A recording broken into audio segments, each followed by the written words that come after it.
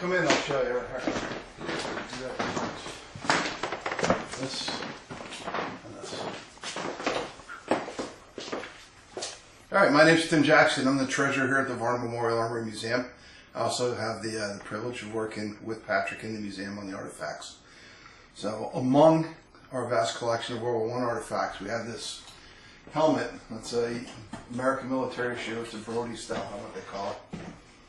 And sometime last year, 2017, we had somebody in who was a psychic, a medium, and they had very strong impressions of the standing in this area of pain in their heads. Now this helmet is really interesting because it has a mailing label on the outside and on the inside. And some enterprising doughboy mailed this home to East Providence to his mom as a souvenir of the front. You know, why would a GI mail something as common as a helmet home? I'm pretty sure the dent in the top is from an artillery shell fragment. It's got the same rough kind of shape. And here is an actual artillery shell fragment from the First World War. You can see where that would come down from overhead and strike him on the head. That certainly would have saved his life, but I'm certain it probably gave him a pretty strong headache too. So the medium who was in here really impressed me when she had that impression of head pain. And it's really, to me, it's one of the more interesting artifacts we have.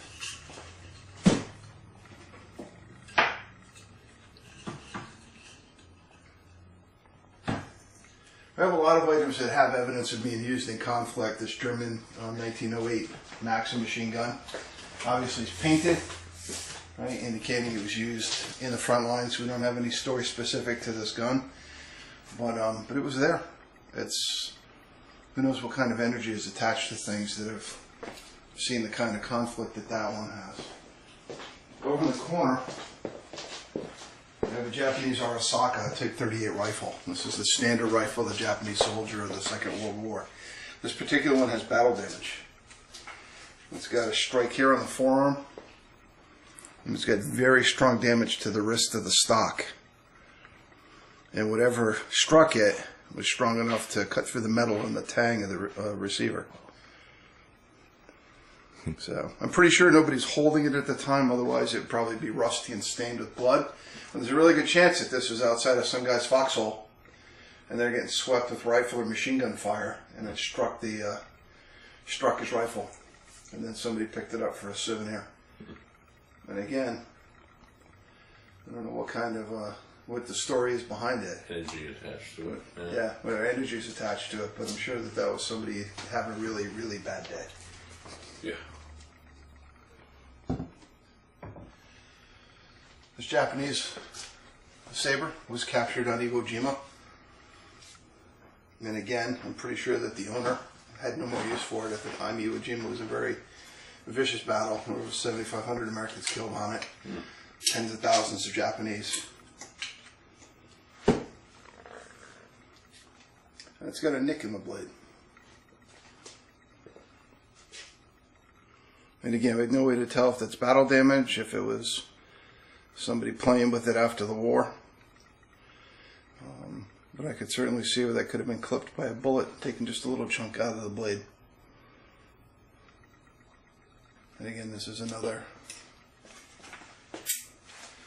artifact. This story we'll never really know, but has evidence of having quite the story behind it. Mm-hmm. That's actually cool. Yeah. Sword. A lot of the other stuff is standard Axis and Allied firearms. We don't have any specific stories to go along with the particular pieces, except for this one. This is actually a Polish Mauser that was captured by the Germans and then reissued. Now, it's basically functionally identical to the German infantry rifle. And they would issue these to non-frontline troops who needed to be armed but didn't necessarily need to have the standard issued firearm. And this was actually captured shortly after Normandy, in the Normandy campaign, by the curator's great uncle.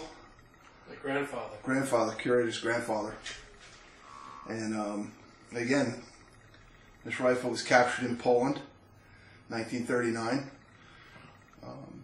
Not many people are really aware of the fight that the Poles put up. Yeah. but the Poles fought viciously to keep their country free. And they only fell to Germany when the Russians came in and blindsided them. But they put up an incredible defense of their homeland. It's got some notches in the stock. I don't know if those are scratches from being on somebody's back or getting dropped. There's a small part of me that hopes that was some Polish soldier picking up Germans who were invading his homeland. He was keeping score. It's a possible story that any of the pieces in here could tell. Mm-hmm.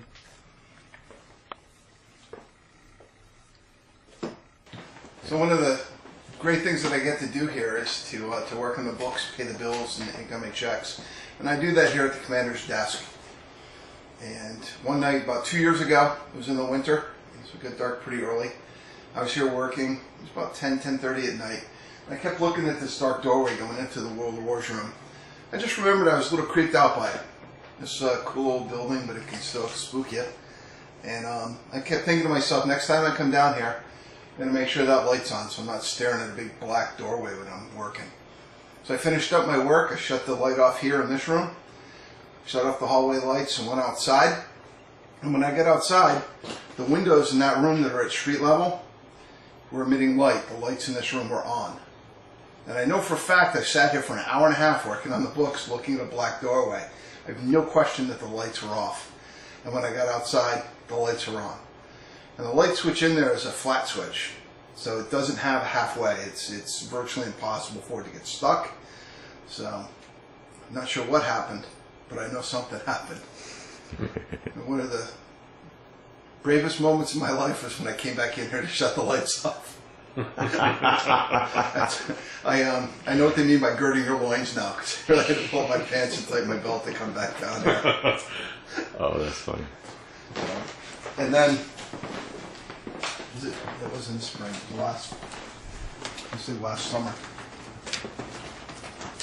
So last summer, I was giving an impromptu tour to a couple and their teenage boy. My son was here. He's sitting in the office where I do my work, and we were standing here talking. And of the couple, the woman looked down the hall like she had seen something. And she ducked her head. She was looking. She walked down the hall. She went into the rooms. There are two doorways down there. One goes into the dining hall. One goes into the kitchen. She looked in the dining hall. She went into the kitchen. She looked back and forth, and she came back and she asked if anybody else was in the building. And I said, no. I said, how come? She said, well, she was standing here from the perspective of the camera. She saw, like out of the corner of her eye, she saw a man go from the hallway into the door, and she wasn't sure which doorway it was. The doors are pretty close together. And we went, looked, there was nobody there. I pulled up the video, I rewound it and watched it, and you could see where she thought she saw something and see her follow. But we didn't see anything. There's no evidence on the videotape of shadows or movement or anything. But she was absolutely convinced that she saw something.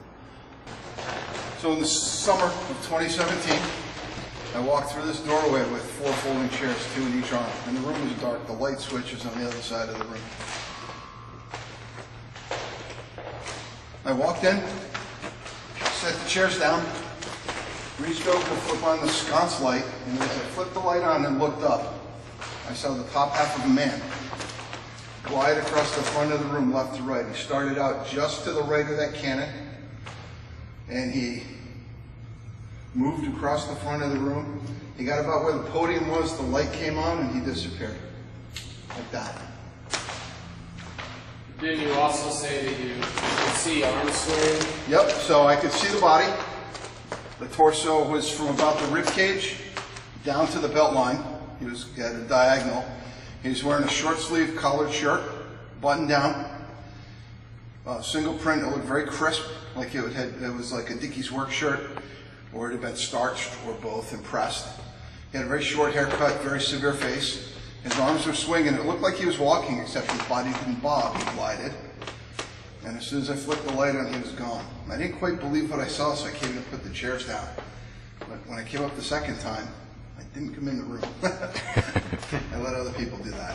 Well, so I came up right after this happened, Yeah. and you had a very funny look on your face. You were standing there, and I could tell he was upset or disturbed. And I think you said, I think I saw a ghost. Yeah. Or I just saw a ghost. Now, and you've never had paranormal experiences before that, right? No, I actually think that I'm one of those people who is not sensitive to it. I mean, I'm certainly open to the possibilities of it, but I just don't have experiences.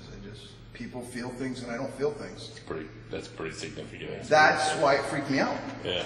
You had goosebumps. I did. My hands started shaking. I had the adrenaline thing once I kind of did it. And I grew up next to a house that was built in 1760. The house I grew up in, the yard was surrounded on 3 sides by a cemetery that had graves that go back to the 1600s. It was my playground. We used to play manhunt out there and tag, and it just never bothered me. But yeah, when I saw that, it kind of blew my mind. Now, unbeknownst to Tim, because you didn't know this Yes. but the person he describes, Yes. and also the woman downstairs in the hallway where she saw the man cross, when she described that person, they both matched. Yes. And they definitely fit a particular person who was a long-term member here. He basically was the caretaker of the building. He lived in the building for many years, and he had recently passed away just a few years ago. And I believe that this person is one of the people that is still here. I was actually shown a picture of him, and he was wearing the same type of shirt that I saw the apparition wearing in the front, and it looked very much like him. Yeah. And it was the same. He had very strong angular features, pronounced ears, short cropped hair. And yeah, I'm not sure what I saw, but I did see something.